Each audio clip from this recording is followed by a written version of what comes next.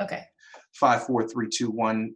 Good afternoon, everybody. This is Dr. Larry White Sr. broadcasting live from the Dr. Larry White Sr. Show. Had some technical difficulties today, but it's okay. We did IG Live, and I just want to go right to GeNienne Samuels. GeNienne, we're going to do this show next Thursday. We'll figure out a time. But again, technical difficulties, and I do apologize to everybody. GeNienne, tell us a little bit about what you do for a living, and we only have a few minutes left, and I'm going to put this on Facebook. How can people contact you and tell us what you're doing right now during COVID-19 and what you do for a living? All right, awesome. Yeah, so first of all, thank you for having me, and definitely looking forward to talking at length next week once technology works out for us.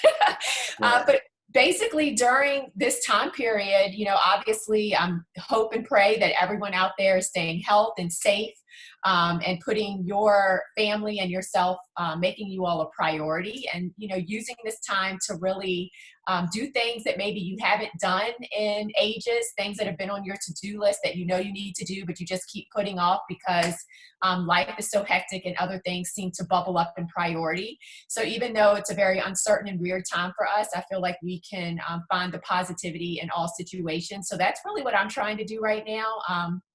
Obviously working from home. I am an entrepreneur, a consultant, so a lot of my time is spent at home anyway. The majority of my business was already virtual, so this didn't really shake me up too much in the sense of having to adjust, but I did have to pivot as far as the service offerings for my clients and things like that.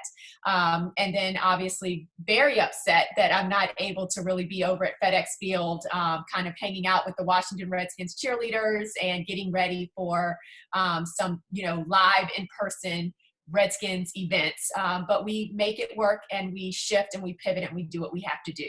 So just a little bit of background for me. I am multifaceted, just in the sense that I have one company that helps organizations improve their processes, increase their bottom line, become more efficient, and plan out their years. So it's basically a consulting company. I service the private sector, small businesses, and the state of Maryland.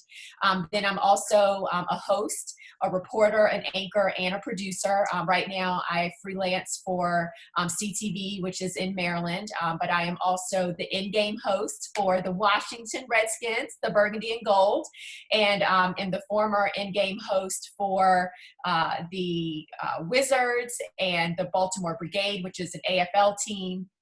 And just really, that is my passion around, reporting, anchoring, and hosting. It's like what I love to do. And then I also have a company called Sideline Prep. So in that company, myself and my pro cheer coaches, we help aspiring professional cheerleaders go pro. So we help them become prepared, polished, and confident to make NFL and NBA dance teams. I am a former Washington Redskins cheerleader of 8 years and a former Washington Wizards girl of 3 years. So it really is a passion of mine also to help young women, and now men, because they're entering the professional cheer world, really accomplish their goals around dance and performance and showmanship.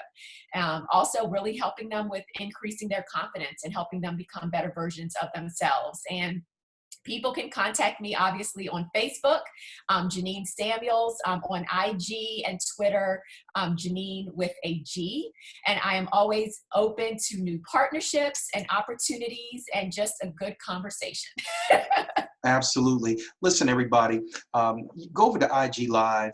You can see under Larry White Sr., Dr. Larry White Sr., a great interview we just completed. It was about 30, 40 minutes. We went a little bit more granular into her skill set, and we got to get her out of here because she's got another interview coming up. You gave us your contact information, and I just have to say this live on camera. You've been a blessing to me and my family, my business. You took me up a notch, sis. You may not know this, but based on your professionalism and who you are, I started getting a little bit more contracts because people start saying, hey, he's dealing with GeNienne Samuels. I just have this last question real quick as you get you out of here. You've traveled a lot. What's been the best place you've ever been on vacation? Oh gosh, that's a hard one. Yeah, because I be following you. You be rolling. Yeah, that is such a hard one. So I have to admit, I am not the best with work-life balance. I am a complete workhorse. I love to work. I love to strive for excellence and continuously grow my business and help more people. So I don't take a lot of time to go on vacations as I should. However, it is a goal of mine to do a mini vacation once a quarter. Now, obviously, because of COVID-19, it kind of threw things off a little bit, but I am working on that. But when I do travel, I go anywhere warm. I love beaches. I love anywhere sunny. Being a Redskins cheerleader, though, I travel to a lot of very hidden places that a lot of people wouldn't think to go on to, for vacation, but have a lot of like hidden gems and just a lot of authenticity in the culture, like Kosovo, Bosnia, Afghanistan, not places that I would necessarily recommend going for a luxury vacation, but just to learn about other cultures and about how life is lived in other countries, because it really does help you appreciate being an American and, the freedoms that we have here in the United States. But I would say probably for luxury, Cabo maybe is a top one. Definitely Hawaii. I went to Pro Bowl there, but then, went back many times as a counselor for cheerleading for the Pro Bowl halftime show. But, oh gosh, probably top on the list would be Greece. Greece is just absolutely gorgeous.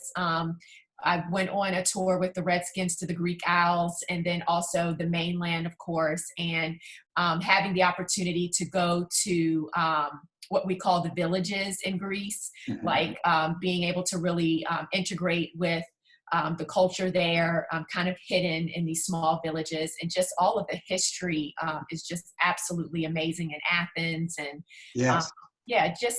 So I would have to Greece. say Greece. I like Long story Greece. short, Greece. That's okay. I've been to Greece. I've been to Crete. I've been to Rhodes. I would pick Naples or Italy over Greece, but I'm with you. Greece is number two. You got 4 minutes left, and I got to prep you. I've never been to the Super Bowl, so I got to live vicariously through you. Favorite Super Bowl you've ever been to? Oh, wow. Probably in New Orleans.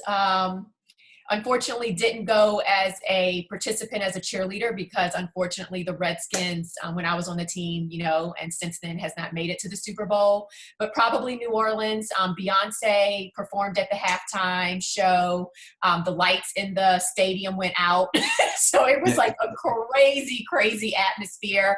But I would definitely say New Orleans just because, the people there are very resilient, but then, and they're also partiers. So it was just so much fun just being in the streets, walking to the stadium with just all of the festivities and the food, absolutely amazing food. So there was just always something to do. Even if you didn't have the high price tickets to get into like the big VIP Super Bowl parties, there was just still so much more that you could do at that Super Bowl. So I would say there. And then also because I was there with a lot of my Redskin cheerleader friends. So just being in that environment with other amazing, powerful women that all love sports, that makes it even better. GeNienne, I want to thank you so much for your time today. You've been flexible way more than what people are going to see today. So thank you. Thank you. I'll be in touch with you. You continuously be safe, you and your family. And thank you so much for being on the show today. Yes, of course. And I look forward to talking to you next week. Take care, everyone. God bless you. Thank you. Thank you.